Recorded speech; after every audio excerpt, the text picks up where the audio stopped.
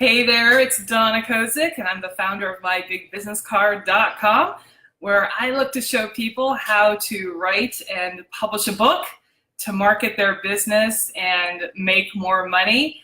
And you can do it super fast and easy. So in today's Business Authors Mastermind, I want to talk a little bit about how Write a Book in a Weekend came about. A lot of people have signed up for Write a Book in a Weekend, really don't know a little the history behind it or the attitude to bring to the weekend. And then I'm going to give you 3 ways to think about writing your book and selecting a topic. And then I have a little bonus information about a book I'm in called Write and Grow Rich. And then we will answer any questions that you have. So that's what I'm going to do for about 15, 20 minutes or so here. First of all, Write a Book in a Weekend, how did it come about? Well, the fact is that I became a book writing coach more than 10 years ago, and I was trying different things to find my place in the world. What was it that I was going to offer that make things a little bit different? And my very first client, his name is Peter Wallen, and we were working on his book. It's about business. Oh goodness, the title's escaping me. But in case, we're working on his book, and he said, Donna, In Pursuit of Business, that's what it is. He said, I'm going to use this book, In Pursuit of Business, as my big business card.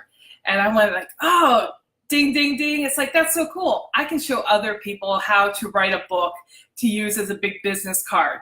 So I've always brought this attitude of using a book to market yourself and market your business to the forefront. That is the main purpose of Write a Book in a Weekend, and showing people how to write what I call a short and powerful book to use as a big business card. I know we have some people who are interested in writing longer personal memoirs or even fiction books, and that's cool and groovy. You can definitely use my weekends for doing something like that, but the intent that I bring to the table is, there's my cat walking in the background, that's Piper. The intent that I bring to the table is that you have this book as a big business card. All right, so that's how the idea came about to having a book as a big business card. How did Write a Book in a Weekend come about? Well, again, I tried different things. I had teleseminars, I offered private coaching, I even put together an info product called Your Book Writing Blueprint, but nothing really kind of took off.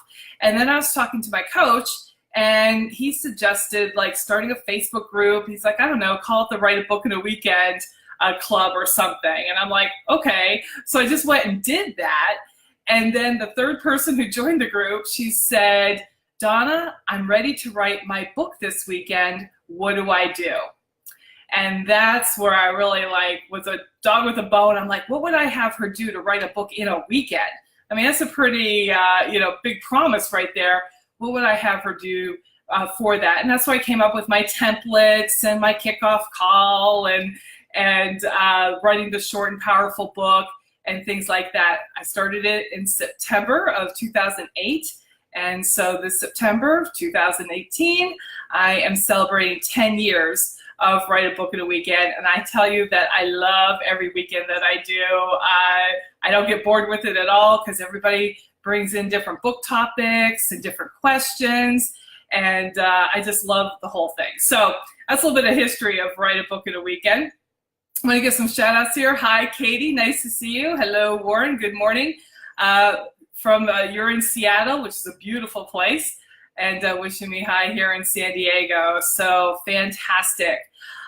Real quick, I am having a live Write a Book in a Weekend to celebrate my 10-year anniversary. It's going to be September 22nd and 23rd right here in San Diego. If you're interested about that, just put something in the comments and I'll send you some information. All right, let's get started with today's topic, and that's topics, about how to select your topic when writing your book. And I'm coming from the perspective of writing a book in a weekend. All right, so how do you select your topic for Write a Book in a Weekend? Well, if you have been in the writing world at all, first of all, you know that a lot of people say, write what you know. and this is true too, when you're writing a nonfiction book to use as a big business card. If you've been in business for any length of time, you know some things about your business that other people don't know. So that can make a good topic for your book. Another way to think about it too is like, what kind of questions do you get all the time from people who want to know more about you and what you do? They might say, how did you get into this? And then like, what's your background in this subject? Or what's the first thing that you would tell somebody to do around this subject? All of those questions make great writing prompts for you and in your book. All right, so you can look to the questions that you get or the things that you talk about all the time. If you're a coach like me and you have private clients, you know the first session pretty much the way it's going to run, what questions you'll ask, and typically what answers you'll get. That right there can be the topic for your book, just kind of running through your first session. And the reason this works is because then the people who are reading your book are getting an inside peek of what it's like to work with you. So there's no surprises, right? If they go ahead and become a client and they have that first session, they're already comfortable with you because they know your style, they know your voice that comes from your book. All right, so that's your first topic ideas to write what you know. Now, I got this great quote from Bob Proctor. Actually, I just read it this morning. And he says, you don't decide what your purpose is in life, you discover it. You don't decide what your purpose is in life, you discover it. And I think that is a great quote and idea because nobody, I mean, I'll tell you, I didn't wake up, when I was 13 years old and say, you know what, I'm going to be a book writing coach and I'm going to show people how to write a book in a weekend. This is something that I discovered along the way. If you ask my 13-year-old self what I'd be doing right now, I'd be like, oh, I'm writing for all the top magazines and my byline is in all of them. And I have, books and I'm in newspapers and things like that. Well, how times have changed, right? There's not as many newspapers around, maybe not even as many magazines, but that is not what I'm doing. Instead, I discovered my passion in showing people how to write and get published, and I love it. So I think a lot of us get kind of hung up, especially if we're starting a business or looking to start a new business. It's like, what's my passion? What should I do? And we look to kind of choose it or to settle on the right one. But the fact is that it's yours to discover. And the way you discover it is by teaching, is by doing some writing, it's kind of like check things out. All right, so another story. I was flying back actually from Seattle to San Diego a few weeks ago, and I was in the airport and at my gate, and I see a woman with a dog, and not just like a little foo-foo dog that you carry, put in a carry-on. This was a big dog. It was like part pit bull and something else or whatever. But the dog's well behaved. It's just kind of like sitting there looking at the wall. And I'm like, it's interesting. I wonder what's the story about this woman and this dog in an airport. Well, what do you know? When I get on the plane, there she is right across the aisle from me with the dog. And so I figured what it probably was like this emotional support animal kind of thing that's real. It's just kind of in the news these days, and you might hear some, you might have an opinion about this. I know that I do, but I'm kind of like, okay, well, let's see what this is all about. So I asked her, I said, why do you have the dog on the plane? I did it in a little more tactful way than that. And I even kind of led her in the direction. I said, is it an emotional support animal? And she said, yes, it is. I'm like, oh, okay. And she goes, actually, I'm emotional support for him. I'm like, okay. She goes, because whenever I'm not around, he just won't eat and he chews through things and he's just miserable. So I just decided I got to take him wherever I go. I'm like, all right, well, that's a different way of looking at it. But the more I thought about it, the more I thought how this could apply to a topic in business or to a passion or to a choice of an interest that you do. Sometimes you don't pick it. It picks you.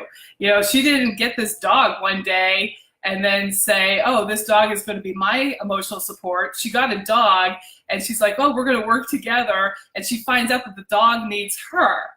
So she takes this dog with her where we go.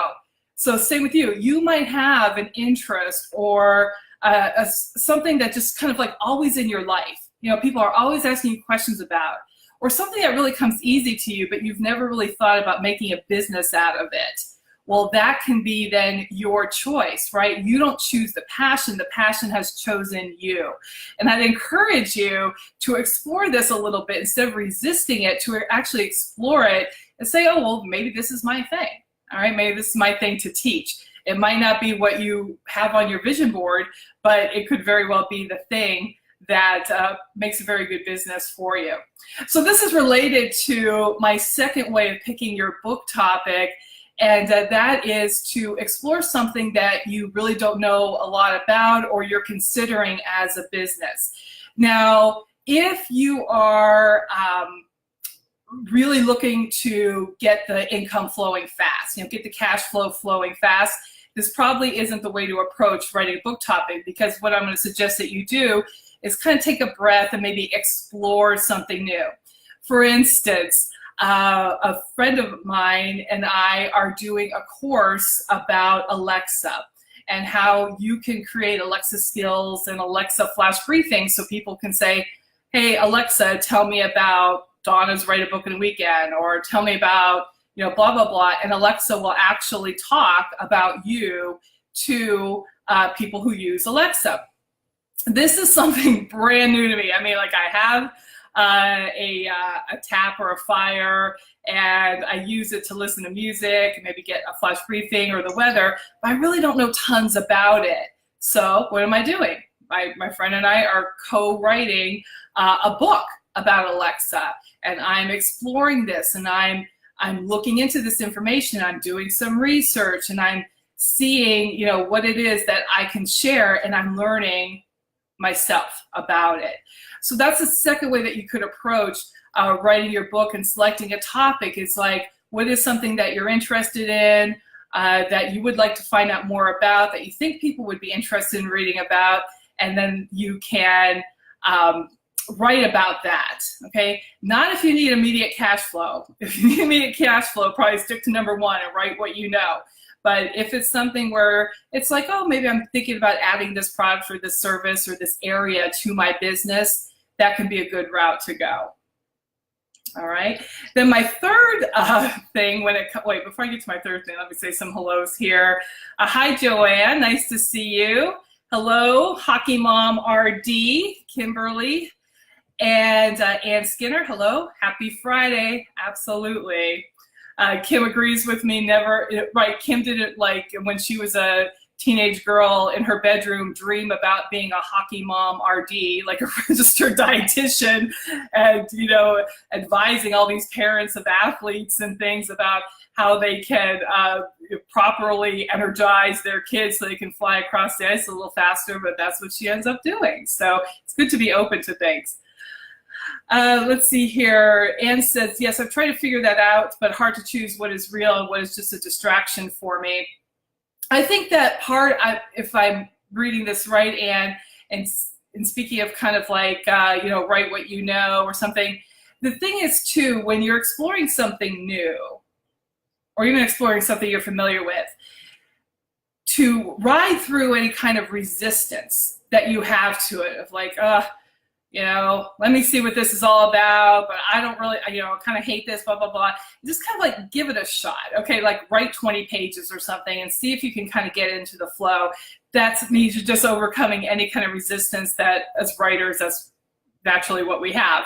So overcoming that. But then if you find that you're kind of not in the flow, you keep pushing up against walls of like, no, I'm not just digging this, or no, I can't find out enough information about this, or I'm not sure how to say this, so I'm a leader to my readers. Well, then be willing to say, okay, off you go, bye, and put that aside, all right? So that's one way to think about it. Sorry, Warren, every time I say the A word from the Amazon fire, his wakes up. So I know that's funny because I just got off the phone with my business partner about this too, and we keep saying the A word, and she kept turning on too, so that's funny. All right, so I talked about number 1, write what you know. I talked about number 2, write what you don't know, basically to explore it. Here's number 3, and when it comes to selecting a topic for write a book in a weekend, for whatever book you're gonna write, it doesn't matter. All right, it doesn't matter. The fact is that you just have to write a book. You just have to have one. And there's many reasons why I would rather see you go through the process and just get one done so you have it, and you'll thank me later, okay? Even if it's like, oh, you know what, this isn't just quite the right book for my business. The reason for this is because you will learn how to write a book. And many of us get caught up in writing the book. We think it has to be perfect. We think it has to be comprehensive about everything we know. We think it has to, cover all the bases of what we know. And that's not what it needs to be. It just needs to be done. All right, it just needs to be done so you can call yourself an author. And I have so many stories of people who have written books and then gone on to speak on big stages and do TED Talks and everything, and their talks and what they're speaking about has nothing to do with their book. But the fact is they have a book, and that is really the key. Also, it's called write a book in a weekend, not write the book in a weekend. I want you to learn the process of putting together a table of contents, or what I call a power outline, of doing a fast draft, of doing some self-revision, of seeing how all the elements come together, of doing a cover and uploading it to something like CreateSpace. Once you learn that process, you can repeat it over and over again. All right, but the idea is just to learn the process and to do it once. And I have a great story about this. So there's a leadership coach, a friend of mine. His name is Ron West, and he took one of my initial write a book in a weekends when I started back in 2008. And he's like, okay, I'm going to write a big business card, and it's about me being a leadership coach, and I'm all ready to go. So then comes Saturday morning, he's like, I can't write this book. First, I have to write a book about my story. And so that weekend, he actually wrote a type of personal memoir. It wasn't super long, but a memoir talking about his growing up. And the audience for that book was, I believe it was his daughter and like his 2 grandsons or something like that. So basically it was his family.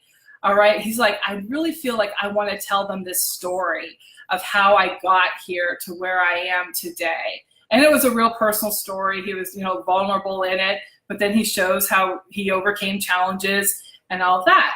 So you might think at the end of the weekend, it's like, well, he has this personal memoir book here that he wrote for his family, but how is that going to help him in his business as a leadership coach? Well, I have a picture of Ron West holding a copy of his book, standing next to Jack Canfield. Okay? And the idea, again, is it's a book. It doesn't matter what's in it. It is a book, and it shows that you have the wherewithal. In fact, a lot of speaking organizations and associations, the first question they might have for you is send us a copy of your book. And it might not have anything to do with the content, but they want to know that you have the wherewithal, that you have one, and that you were able to put the process together to actually publish a book. They don't care if it's self-published, traditionally published. They don't care. They just want to know that you have one. Because why? The word authority has author at its root. Okay? Author at its root. So you just have to get one done. That's what we'll do during Write a Book in a Weekend. If you haven't signed up yet, or you're not on the roster for a future one, go check out writewithdonna.com, and that'll tell you all about Write a Book in a Weekend. You can join us for an upcoming weekend. Okay, any questions from you? Let me see here. Let's see if I got any questions. Hello to Donna, a sister friend of the same first name, Donna Berger. Welcome. Hello there, Tassie. And good. Okay, Anne, I'll answer this question. So Anne says, I gave Anne some suggestions about, just getting started in writing, even she felt some resistance. And she said, yes, I think I'm resistant to discuss my past, though that's what everyone says I need to be talking and write about. So how do they know about your past, Dan? Have you told them about it? Because if you've told them about it, then you're open to talking about it and you're open to writing about it. Okay, so some of it's out there. Although beware of what people are telling you that you should do. That always just kind of causes my back to rise a bit. It's like, I write for myself and I make my own decisions, and sometimes I can resent other people if they're like, oh, you should do this and you should do that. And it's kind of my own resistance goes up. And it's like, I will do anything but that, just to spite you and saying that you say I should need to do that. So it's kind of a fine line between people saying, oh yeah, you should write about that, and and then kind of telling you what to do. My answer to them would be, well, why don't you write your story? Let me read it. All right, so if that's kind of bothering you, you do, I think that we write to become comfortable in telling our story, and that's the nice thing about writing. It's not like, you write something in a Word document, it's immediately going to be posted on Amazon.com. That's not the way it works. You have time to mull it over, look it over. I had a writer one time who had an incident from his past, and I encouraged him to write about it so he would have it in there and inspire other people who are going through the same thing. And so we were rolling right along, and then at the last minute, he's like, you know what? I can't put that story in there. It would hurt my mother too much to see it, so I'm going to pull it out. Okay, fine. It's your book. All right, it's your book. But he never would have came to that decision, he might not even gotten the whole book done unless he had written that story. So you always have the choice. All right, you always have the choice what to include and what not to include. You have to follow your heart somewhat in what you're telling and stuff too. I don't do well. I'm a Taurus, so I don't do well in like other people telling me what to do. All right, good. Any other questions? Go ahead. Hello, Adrienne. And Adrienne super duper helped me out. Thank you so much, Adrienne, for that. Any other questions? Go ahead and ask them down here in the comments. I'm going to answer one that somebody posted on another post that I had, and they asked me what I read. What do I read to kind of keep inspired? And so here are the three things that I read. One is long reads. It's, I don't know if it's like longreads.com or something, but if you Google long reads, you can get on their email list, and they send you good stories or good articles that are long reads. And the reason I like reading those is because I like to see how the author crafted the story that they're telling. There's a real skill to it, and to sustain something for 2,000, 3,000, 4,000, 5,000 words takes a lot of skill. So that's why I enjoy long reads. Another favorite of mine is, I've talked about, is Book of the Month Club. And Book of the Month Club, they're almost like juried books already, right? There's judges, and they pick the ones that are recommended. So I know that I'm getting a good read from Book of the Month Club, and I actually like the, I don't know if you call it chick lit anymore, but it's just kind of like the fiction stories. Those are my favorites from Book of the Month Club. And then my third one is emails. Actually, I read a lot of emails for inspiration, a little bit for content, but also for how are they crafted, because being in business, whenever you're in business, your primary goal is to market your business. That's your primary job. And so I love email, and so I like reading through emails and seeing how other people craft offers, subject lines, and things like that. So real quick, going back to Book of the Month Club, I got an interesting query from somebody saying, well, how could my book be, that I did with you, how could that be a selection in Book of the Month Club? Like, could you recommend it for them? And well, that would be, I would love to be a judge for Book of the Month Club. I have to look into that. But the thing is that you want to think about, like, are you ready for that? All right, so are you ready? Do you have a big press run? Do you have a PR packet? Do you have proven track record of selling your book and getting a lot of good reviews? So some of these things, it's the same for, like, say, Oprah. A lot of people are like, hey, how could, Oprah recommend my book? Well, are you ready for Oprah? Have you strengthened the muscle that you're ready to talk about your book on podcasts and newspaper articles and interviews? Are you, do you have your website ready to go?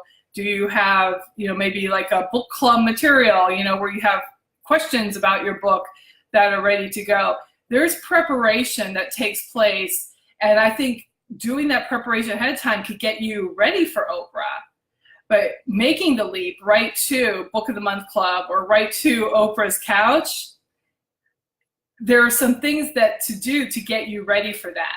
Okay, so it's a great dream to have, but realize there's a bridge to that dream that you must build, and that is on you to build your website, to be ready for these things, to have the print run ready and all of that for that kind of exposure. Now, could it work the other way? You get ready for that kind of exposure, and then you're invited to Book of the Month Club or Oprah's show or whatever.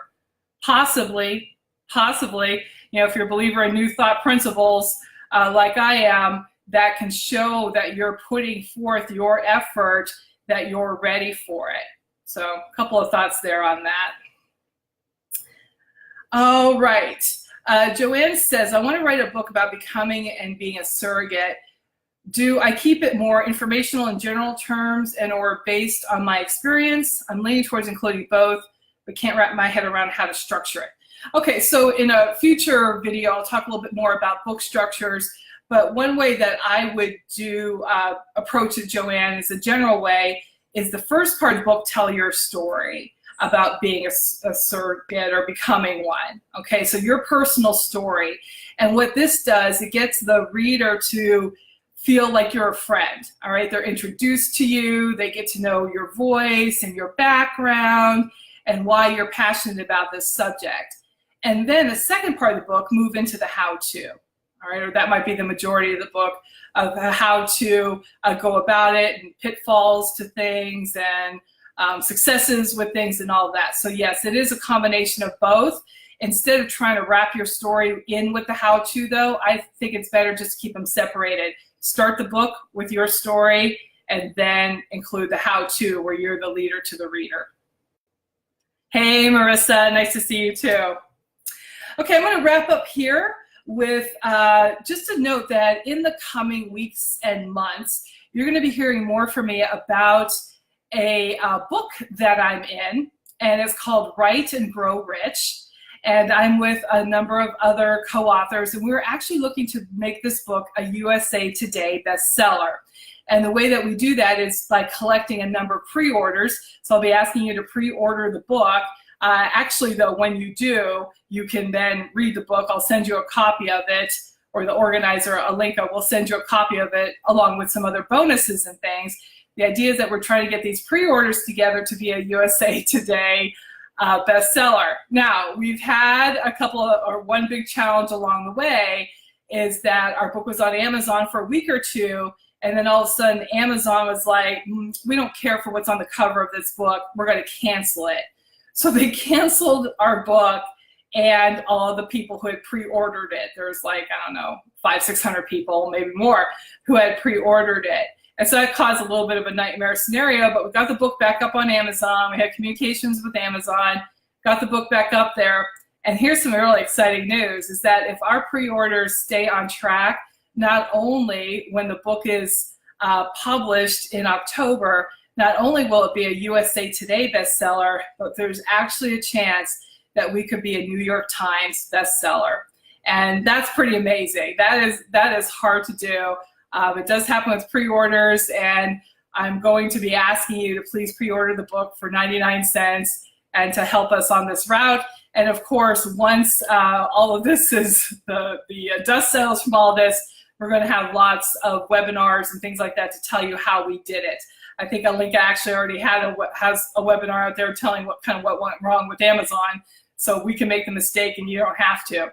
So be looking for that in emails from me about Write and Grow Rich and pre-ordering that book. All right, very good.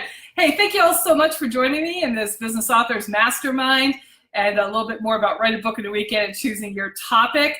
I encourage you, no matter what, to go out there and start writing and be thinking about yourself as an author.